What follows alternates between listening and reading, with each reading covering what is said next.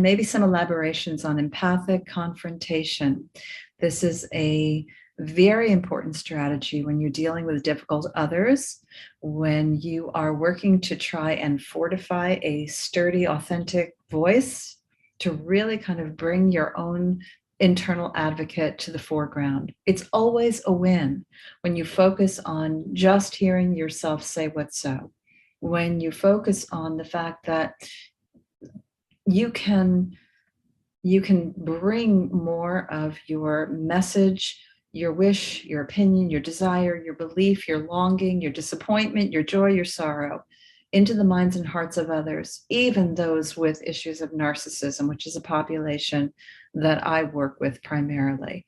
You can grab that attention, maybe not immediately, and certainly not magically, and certainly not typically in the first go round. But as I said, it's always a win when you can get yourself into that steady, sturdy, calm space inside, where your breath is even, where your platform is solid. You almost feel like there's this solid rod running through, keeping your posture straight, keeping your breath even, keeping your chin held high and your eye contact, right, unwavering.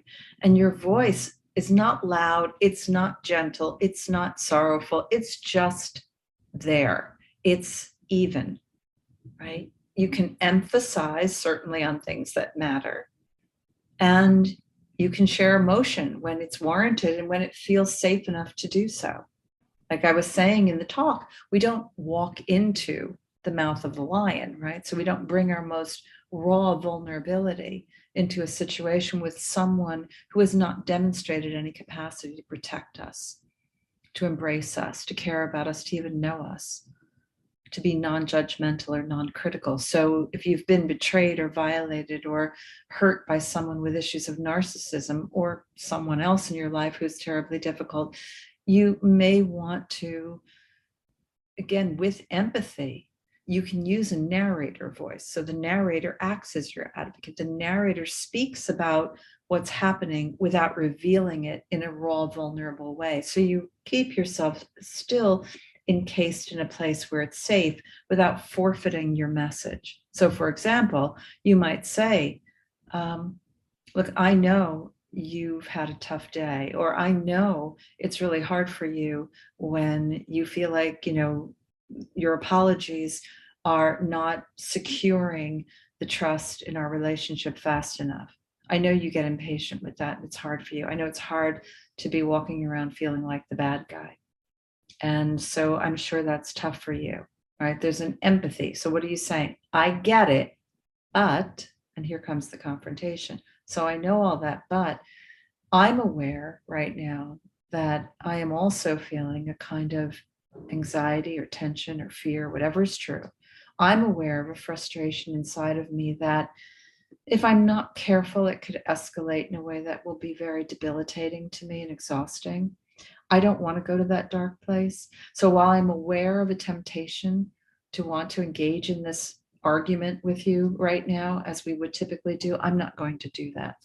I'm just not going to go to the dark side. So I'm aware of the temptation, but I'm going to resist doing that. Oh, good for you, says the narcissist over here, to which you reply, it is good for me. It is. And then you depart. Right? So remember, it's not magical. It doesn't suddenly turn the person around on the other side. It's just that you're prepared for these reactions. You can pretty much act them out yourself. They've been rehearsed, they've been experienced far too many times. But with empathy, you may be able to shortcut this, what sometimes becomes, deeply entangled conversation that becomes defensive and attacking and submitting and silencing yourself and giving in and giving up. And once again, you're back in that pre-choreographed dance. And so sometimes even just empathy can be, look, I know you're used to having your way. I know you're used to me giving in.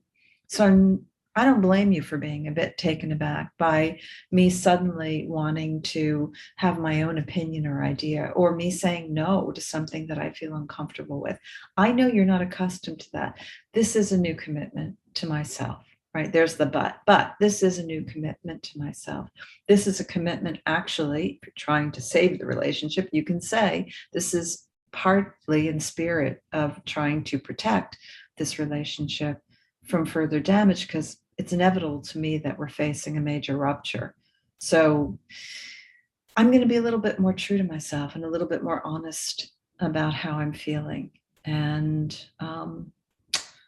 yeah, I'm not going to do that right now. I'm not going to do that right now. I know that's upsetting for you, but it doesn't work for me. So it could even be that simple. I know this is hard for you. I know this feels like a criticism, but you know what? It's me. I have no intention of being critical. And I'm going to ask you to give me the benefit of the doubt on that.